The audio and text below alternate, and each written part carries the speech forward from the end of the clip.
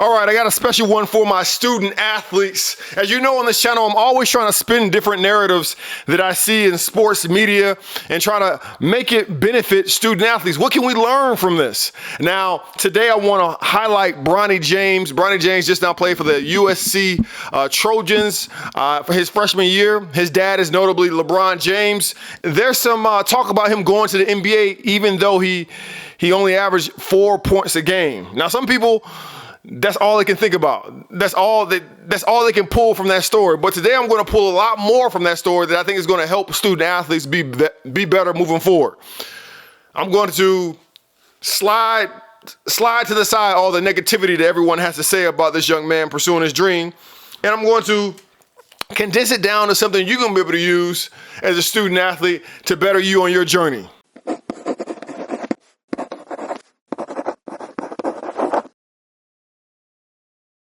First thing is this. If you don't know, Bronny had a cardiovascular issue early on before his freshman year really got underway. And the thing that you can take from that is realizing that health is everything. You have got to take care of your body. Now, I'm not saying that as that he didn't. I'm not saying that. What I am saying is from what you can control, what's at your reach within your capabilities to control your health, you got to control it. I know a lot of times when you're young, you feel like you're invincible. You feel like you can do all things. You just bounce back up. But I challenge you to take an inventory of your body in the sense of how can I make sure that I take care of this while I still have it. I can remember when I was in junior college, it was like it's almost like a challenge, if you will, from coaches, from players, of being tough enough, of being like physically tough enough, like to play through injury, play through getting hurt and these types of things. And I push back in the opposite direction. I'm a person that says, don't be playing with injuries, right? You're no more competitive than someone that doesn't. You got to take care of your body because this is your only body that you get as a student athlete. If your body wasn't intact, these coaches wouldn't be paying attention to you. These people wouldn't know your name. You have got to make sure you take care of your body. It's your responsibility. And I found that, as you get older, those injuries, sometimes they compound. Sometimes those injuries that could have just been a one and done injury, you take care of it and now you're done with it. Now they become chronic injuries, meaning they're everlasting. They come back, they flare up every year. You got to deal with it for the rest of your life. And I know it sounds good because you're comparing your stories to those notable A1 athletes in the professional ranks, but they're getting paid millions and you're not there yet. So make an investment in yourself, in your body, and understanding that, your health is definitely number one throughout this entire process. Yourself, your body, your taking care of yourself is important. Number two, what you can pull away from Bronny James is fit matters. So, as you know, or if you don't know, he hopped into the transfer portal. Then shortly after, put his name in the hat as far as the NBA draft as well. But he hopped in the transfer portal. Why? I don't know. I can't make that reason of why he did it, but I can say this.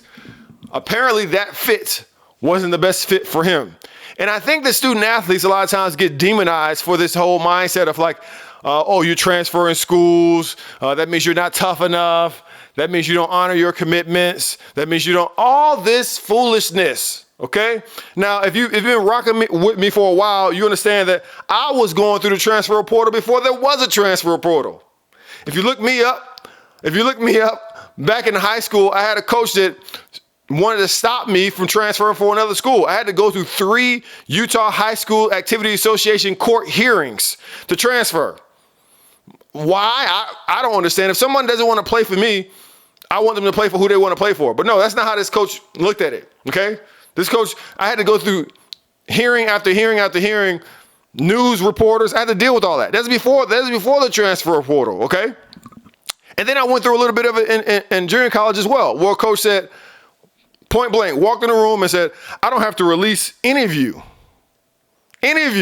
right? And this was a time that was before the transfer portal, so you had to sit out a year and you couldn't transfer to another school in the conference or at that level, or it was a whole mess.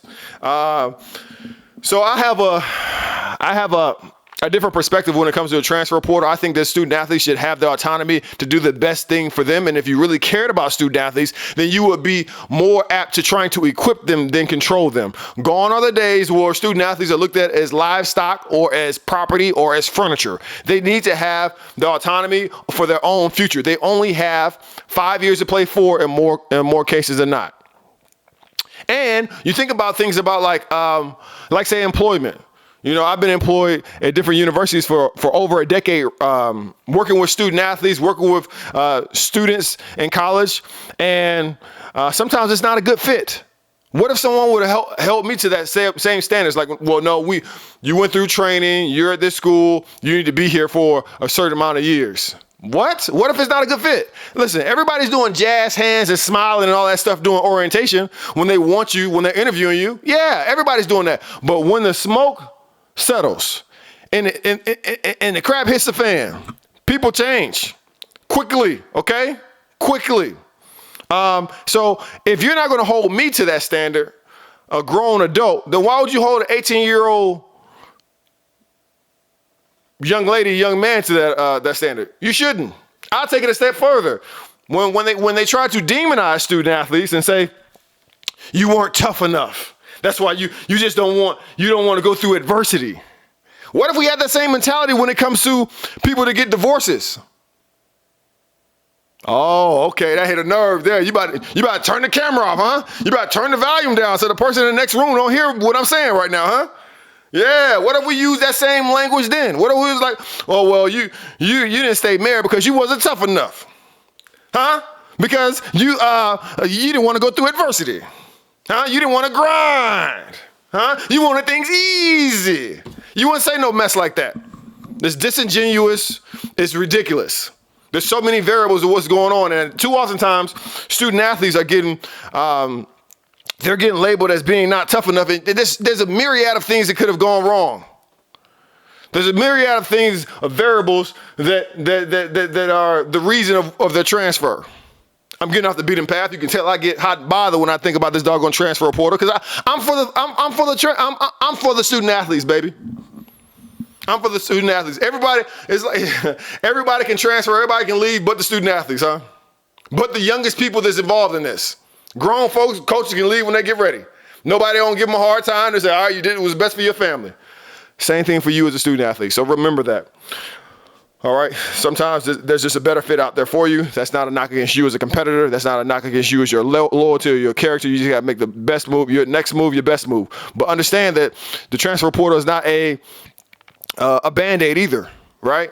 Like you can't just think that it's going to go away if you go to a different school, right? How do you make sure you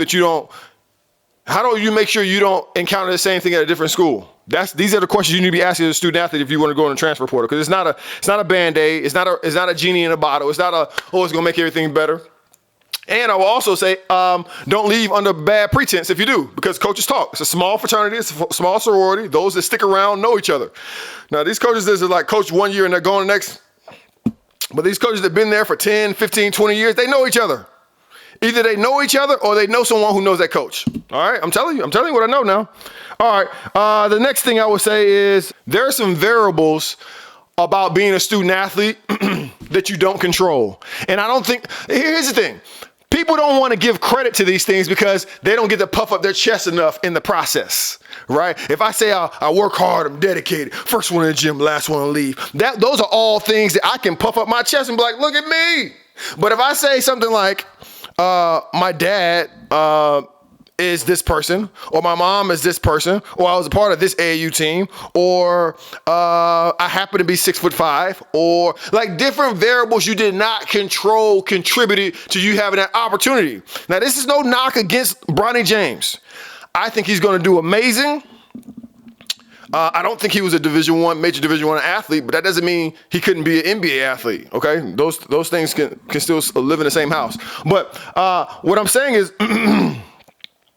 What I'm saying is he benefited from his dad being LeBron James. So what? but it is a thing. So if you think that any player that averages 4 points a game at a major Division I university that is athletic is going to the NBA, you're not being honest with yourself. Again, this is no indictment against doggone Bronny. I'm not saying Bronny's a bad person. I'm not saying nothing. I'm not trying to marginalize, minimize his work ethic. Not trying to do that. And that's what people think.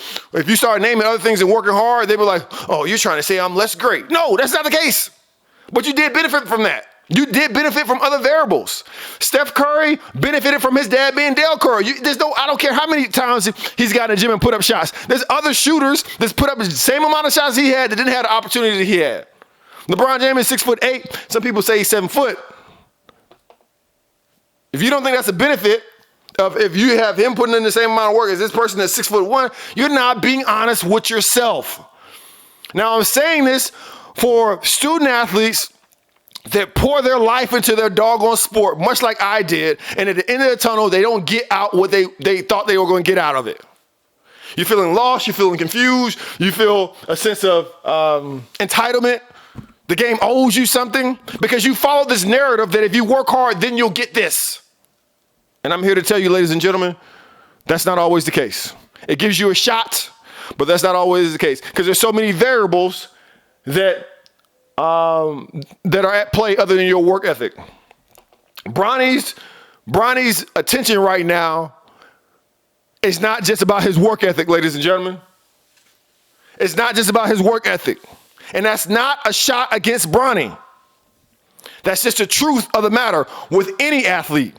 We all have distinct, unfair advantages in some areas and sometimes disadvantages in other areas. And you cannot gauge someone just based off their work ethic of why they make it and why they don't. It is foolish. It is disingenuous. It is ego-driven. It's all the things that is not truthful. And I'm here to set the truth to you, baby. Because I was a kid in college and high school running up the hills with the weight vest on. I was a person that didn't smoke, didn't drink, didn't go to any parties. And I thought that was going to set me apart and make me go to the NBA. I thought that was going to do it. Because that's the narrative that was fed to me. But I'm here to tell you the truth. Because I care about you. Because I believe in you and I want you to win. So I'm just going to give you the game, baby. You can do whatever you want to do with it. It's medicine if you take it. Number 4. Stick around for my last one. But number 4 is this one. You're in a fishbowl. Y'all have been rocking with me since 2016 on this channel. Y'all know this. Y'all know this, but your life is in the fishbowl. Bronny is getting a lot of attention. He's in the fishbowl, man. It's not fair for the person that just goes to chemistry class or goes to doggone physics class. They don't get this notoriety. Even if your daddy is Bronny. If Bronny has a baby girl, she's the youngest if I'm not mistaken. What's her name? I don't know her name, but if she's not a student athlete and she wants to just be a chemist, I say just like a minimizing it, and I'm not. But if she wants to be a chemist, a physical therapist, they're not going to be in her face like that, like they are with these student athletes. Because when you're a student athlete, you're in a fishbowl. You're not a dog, you're not a cat. When they crap in the house, it takes you a minute to find it. There we go. It takes you a minute to find it because it can be behind a pillow, whatever, right? But when you a fish and you're in the fishbowl, it's for the world to see. Ain't no hiding it, player. It ain't no hiding it. And that's the same thing as a student athlete, okay? Anything you do will be magnified. This is something you need to learn as a student athlete. Stop walking in here acting like you regular. You ain't regular. You ain't regular, okay? There's a lot of money being riding on you. I don't care if you're at a Division III, Division II, NAI, JUCO. At the end of the day, you are an ambassador for the university. Understand that.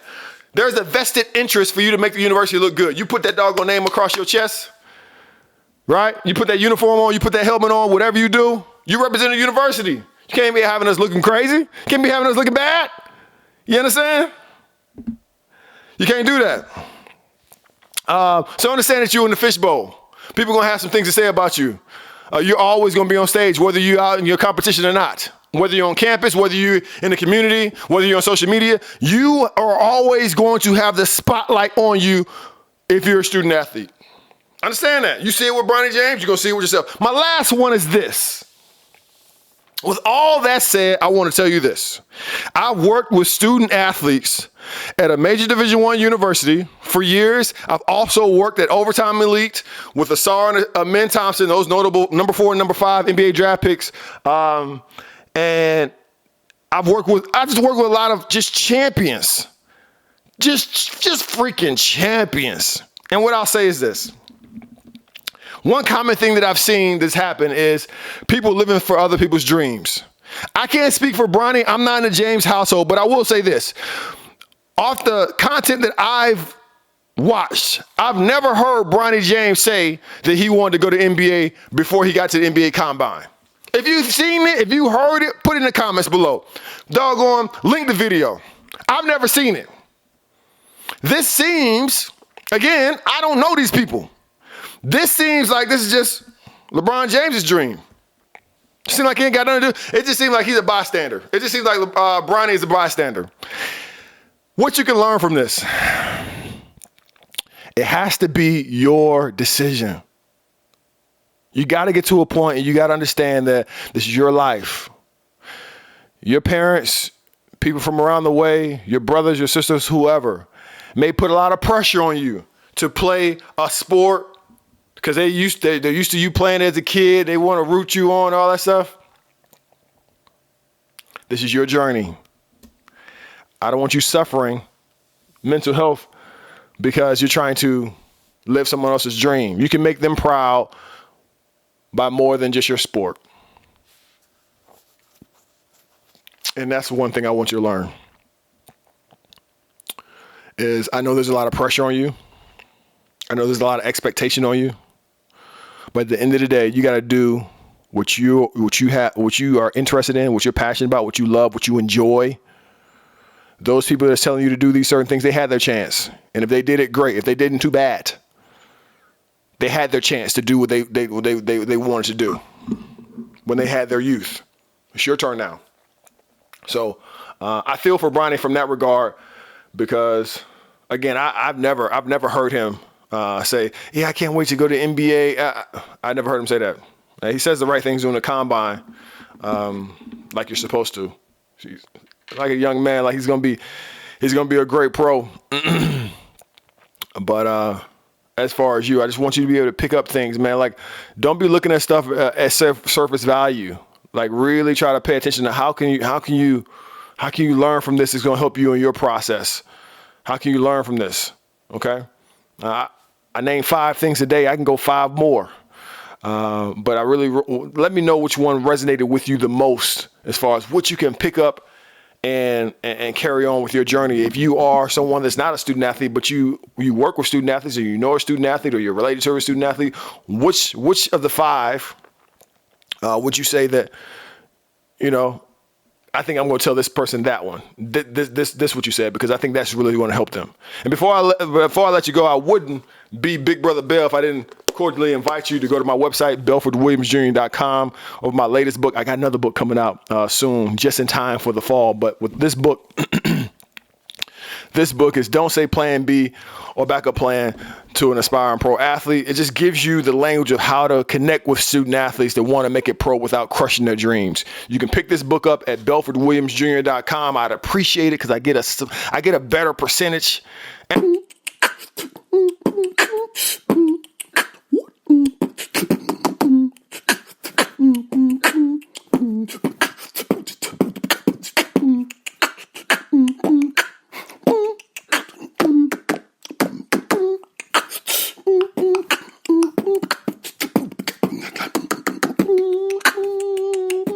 Hoop loud E.